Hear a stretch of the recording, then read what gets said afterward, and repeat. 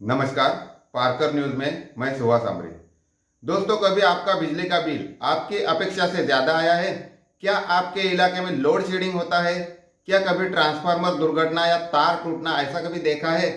हमारे आज की खबर में आपको इस संबंध में जरूर जानकारी मिलेगी, क्योंकि आज हम लेकर आए हैं महावितरण की हासिल जानकारी, जिसमें कंपनी की योजनाएं, आपातकाल में कंपनी का कार्य और बिजली समेत महावितरण कंपनी की खास खबर। दोस्तों, सबसे पहले आपको बता देते हैं कि आपके मीटर का रीडिंग हर महीने की 16, 17 या 18 तारीख तक ही लिया जाता है। इससे पहले या उसके बाद लिया हुआ रीडिंग एमएसईडीसीएल के संगणकीय प्रणाली में स्वीकृत नहीं किया जाता। अगर 16 से 18 तारीख के बीच आपके मीटर का रीडिंग नहीं लिया गया तो उस महीने का बिल आपको पिछले महीने की एवरेज से आता है। अतः पिछले महीने किसी त्योहार या शादी वादा कार्यक्रम जैसे वजह से आपने बिजली का ज्यादा इस्तेमाल किया हो और वजन आपका बिल ज्यादा हो तो आपको वही एवरेज से बिल आएगा। जैसे ही अगले महीने की रीडिंग समय पर जाएगी, आपकी पिछले महीने में ज्यादा भरी रकम में से शेष रकम वर्तमान बिल में जमा हो जाती है और बाकी बची राशि आपके बिल के आकार में आती है। यह एक संगणकीय प्रणाली है। अगर आपका मीटर चलना बंद हुआ तो भी यही प्रणाली चलती है। अगर आपने अपना बिल भुगतान की अंतिम तारीख तक नहीं भरा हो या फिर इसके बाद भरा हो तो आपके अगले आने वाले बिल में वर्तमान बिल की राशि और ये पिछले महीने की राशि मिलाकर दी जाती है।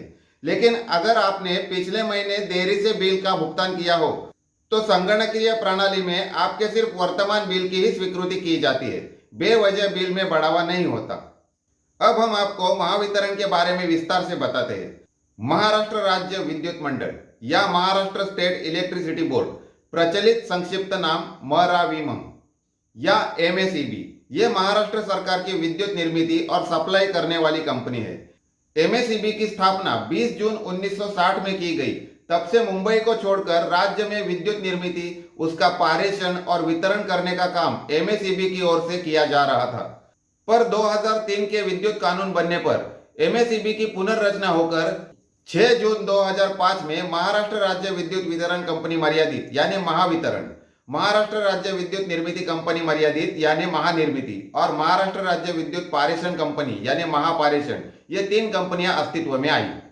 महावितरण या महाडिस्कॉम या एमएसईडीसीएल मतलब महाराष्ट्र राज्य विद्युत वितरण कंपनी लिमिटेड, ये कंपनी महाराष्ट्र राज्य विद्युत बोर्ड की पूर्ण स्वामित्व वाली सहायक कंपनी है। ये भारत में सबसे बड़ी बिजली वितरण उपयोगिता एसजीसीसी के बाद दुनिया में दूसरी सबसे बड़ी विद्युत कंपनी है। एमएसईडीसीएल मुंबई शहर के कुछ हिस्सों को छोड़कर पूरे महाराष्ट्र राज्य में बिजली वितरित करती है। जहां बेस्ट यानी Brihan Mumbai electric supply and transport, Tata power, Reliance energy और अदानी इलेक्ट्रिसिटी मुंबई लिमिटेड ये बिजली वितरक है। आइए महावितरण के बारे में कुछ निजी जानकारी जान लेते हैं। इस कंपनी का प्रकार महाराष्ट्र राज्य बिजली बोर्ड की राज्य सरकार पीएसयू यानी पब्लिक सेक्टर यूनिट सहायक कंपनी है।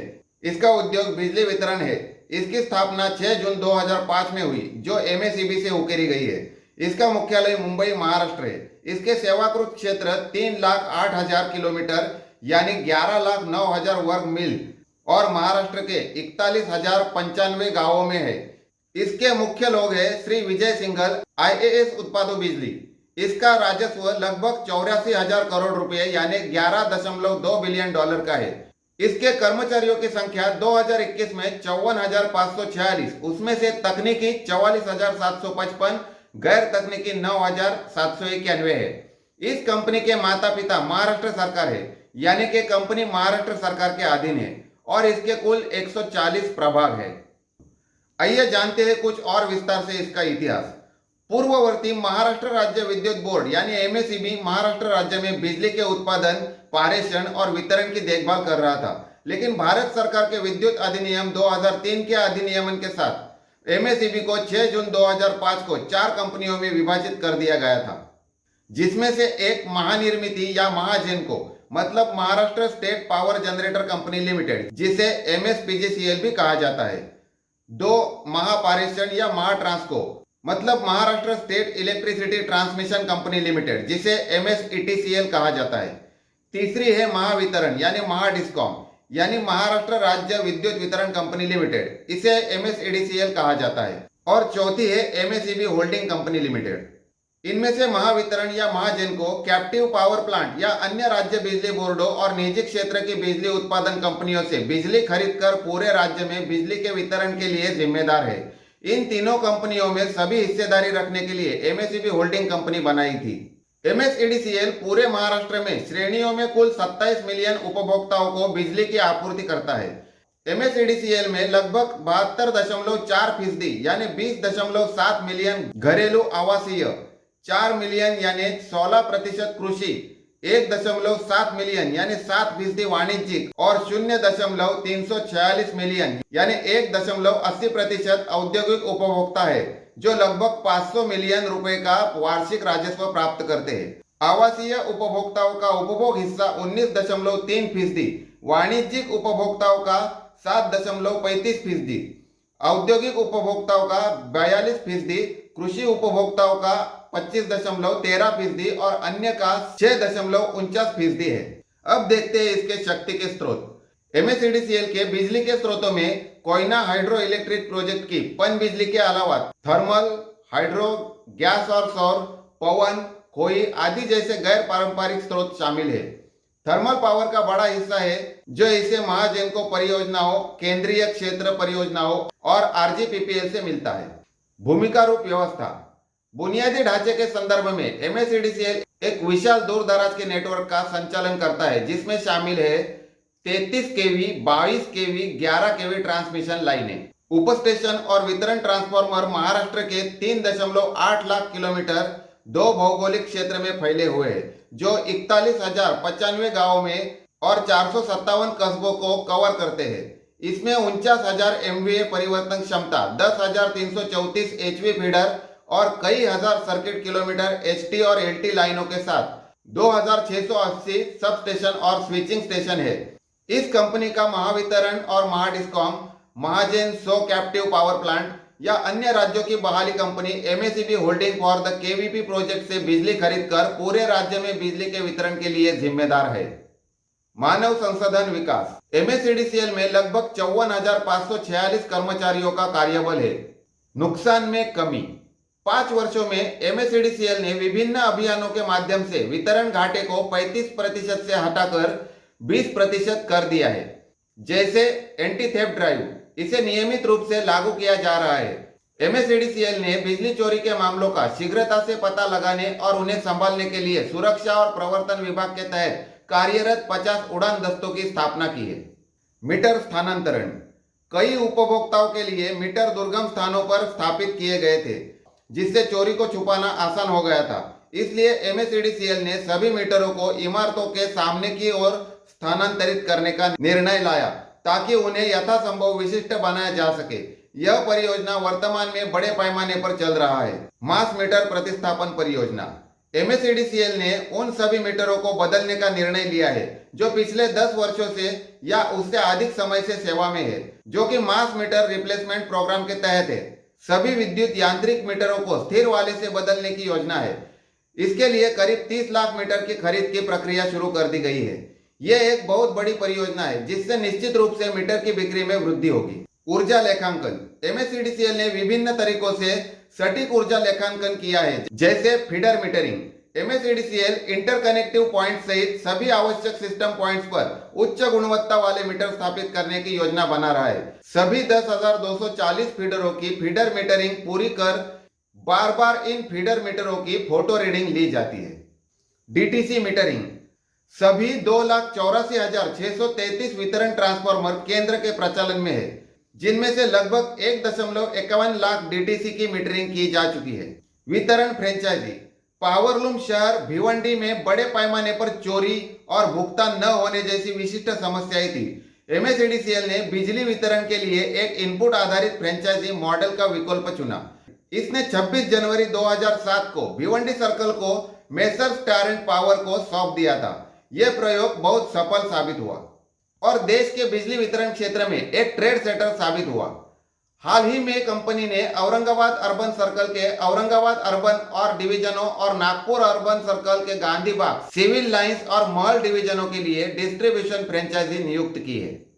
Zero load shedding model. उपभोक्ता समूहों और जनप्रतिनिधियों के माध्यम से स्थानीय नागरिकों की सक्रिय भागीदारी से कुछ स्थानों पर जीरो लोड शेडिंग मॉडल लागू किया जा रहा है। तंत्र अत्यंत पारदर्शी है और नियामक द्वारा पूर्व में अनुमोदित है। इस मॉडल में कमी की सीमा तक एक महंगी बिजली की व्यवस्था की जाती है, जिसके लिए स्थानीय उपभोक्ताओं पर एक विश्वसनीयता शुल्क लगाया जाता है। पुणे में शुरुआत करते हुए मॉडल को नवी मुंबई, ठाणे, पेण और बारामती में लागू किया गया था। स्वयं राजस्व प्रभागों के सभी मुख्यालयों नागपुर, अमरावती, नवी मुंबई, पुणे और औरंगाबाद में जीरो लोड शेडिंग मॉडल को लागू करने के लिए MERC के समक्ष याचिका दायर की गई और मॉडल दिसंबर 2009 से इन मुख्यालयों में लागू किया गया था। MSEDCL ने इसे जिला मुख्यालयों, तालुका मुख्यालयों आदि तक विस्तारित करने की योजना बनाई है। देखते हैं क्या है इसकी आपातकालीन महत्वपूर्ण योजनाएं। बिजली संकट को दूर करने और उपभोक्ता सेवाओं में सुधार के लिए MSEDCL ने वितरण नेटवर्क और नियोजित महत्वाकांक्षी परियोजनाओं के उपमंडलवार अनुसंधान को शामिल करते हुए गहन अध्ययन किया।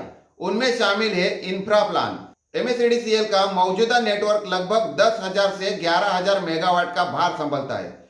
2012 तक सिस्टम में एक और 10,000 मेगावाट की वृद्धि होगी। भविष्य के भार को पूरा करने, गुणवत्तापूर्ण विश्वसनीय ऊर्जा आपूर्ति प्रदान करने और घाटे को कम करने की दृष्टि से MSEDCL ने रुपए 11,000 करोड़ की बुनियादी ढांचा योजना बनाई है। इस योजना में मौजूदा नेटवर्क के विस्तार के अलावा 586 उप स्टेशनों, 52,351 सर्किट किलोमीटर ST लाइनों, 58,629 वितरण ट्रांसफरों के निर्माण और चालू करने की परिकल्पना की गई है। MSEB ने अपने जीवन काल में 1846 सब स्टेशन बनाए थे, जबकि MSEDCL का लक्ष्य केवल 2 वर्षों में 586 सब स्टेशन बनाना है। बुनियादी ढांचे के विकास की दिशा में ये एक छलांग है। ये परियोजना कुल टर्म के आधार पर 119 DPR के माध्यम से कार्यान्वित की जा रही है। करीब 1 लाख रुपए का ऑर्डर 9,189 करोड़ पहले ही विभिन्न एजेंसियों पर रखे जा चुके हैं। पहले बुनियादी ढांचे के विकास के लिए पूंजी निवेश रुपए की मामूली राशि थी, प्रतिवर्ष 200 से 300 करोड़। वितरण नेटवर्क के विस्तार और नवीनीकरण के साथ नया बुनियादी ढांचा आपूर्ति की गुणवत्ता और विश्वसनीयता में क्रांतिकारी बदलाव लाएगा। जान लेते हैं कैसा रहता है इनका लोड प्रबंधन। MSEDCL लोड शेडिंग को कम करने के लिए दीर्घकालिक लोड प्रबंधन योजनाओं को लागू कर रहा है। फीडर सेपरेशन एक ऐसी लंबी अवधि की योजना है जिसमें कृषि फीडर तैयार किए जाते हैं। ये न केवल लोड प्रबंधन में मदद करता है, बल्कि बुनियादी ढांचे को भी मजबूत करता है और तकनीकी नुकसान को कम करता है। MSEDCL ने महाराष्ट्र के कुछ हिस्सों में एकल चरण योजना भी लागू की है। वर्तमान में ग्रामीण क्षेत्रों में एक दिन में 8.5 से 11 घंटे लोड शेडिंग का सामना करना पड़ता है, जो MERC द्वारा तय किया जाता है। हालांकि इन योजनाओं के तहत अब तक कवर किए गए लगभग 24,461 गांवों में लोड शेडिंग घंटे को लगभग आधा कर दिया गया है। इन गांवों की लोड शेडिंग अवधि घटाकर 2.0 से 5.45 घंटे की गई है, जो शहरी क्षेत्रों के बराबर है। इन योजनाओं की परियोजना लागत रुपए 3,233 करोड़ की है। अब देखते हैं राजीव गांधी ग्रामीण विद्युतीकरण योजना।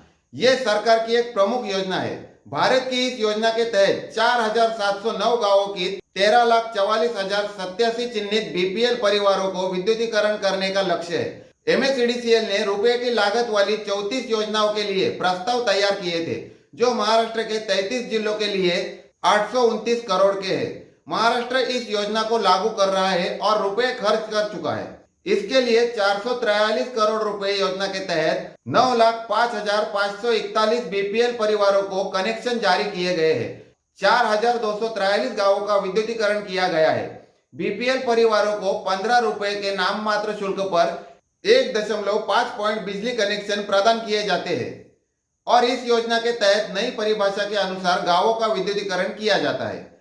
देखिए पुनर्गठित त्वरित विद्युत विकास और सुधार कार्यक्रम। RAPDRP सरकार द्वारा प्रायोजित एक प्रमुख योजना है। भारत के और power finance corporation of India यानी PFC द्वारा वित्त पोषित इस योजना के तहत महाराष्ट्र में 2001 की जनगणना के अनुसार 30,000 से अधिक आबादी वाले 134 कस्बों का चयन किया गया है। यह योजना 2 चरणों में लागू की जा रही है। भाग A और भाग B। IT अवसंरचना का निर्माण और संबद्ध कार्यों को भाग A में शामिल किया गया है, जिसके लिए मेसर्स को 95 शहरों के लिए टर्म का अनुबंध दिया गया है। लार्सन एंड टूब्रो लिमिटेड तथा मेसर्स पेनको लिमिटेड को शेष 35 शहरों के लिए पार्ट A अनुबंध से सम्मानित किया गया है। पार्ट ए के पूरा होने पर पार्ट बी के तहत कार्य, जिसमें वितरण नेटवर्क का नवीनीकरण और आधुनिकीकरण, लोड द्विभाजन, लोड संतुलन, air bunch conductor, HVDS, capacitor bank आदि शामिल है। RAPDRP कस्बों में वितरण हानि को 15% तक कम करने का लक्ष्य है। क्या है पुनर्गठन के बाद प्रमुख उपलब्धियां, जान लेते हैं। कृषि पंपों का ऊर्जाकरण। महाराष्ट्र में अब तक सक्रिय कृषि पंपों की रिकॉर्ड संख्या किसी भी राज्य की तुलना में सबसे अधिक है। संख्या करीब 30 लाख है। पहले लंबित आवेदनों की एक लंबी सूची हुआ करती थी और आपूर्ति के लिए किसान सालों तक एक साथ इंतजार करते थे। MSEDCL द्वारा इस मुद्दे को उचित परिप्रेक्ष्य में संबोधित किया गया था। आजकल हर साल लगभग 1 लाख कृषि पंप चालू होते हैं। MSEDCL 1 या 2 साल में अन्य श्रेणियों के उपभोक्ताओं के बराबर कृषि कनेक्शन देने की स्थिति में होगा। दोस्तों, ये थी महावितरण के बारे में हमारे तरफ से जानकारी। ऐसी ही दिलचस्प खबरें जानने के लिए देखते रहिए पारकर न्यूज। धन्यवाद।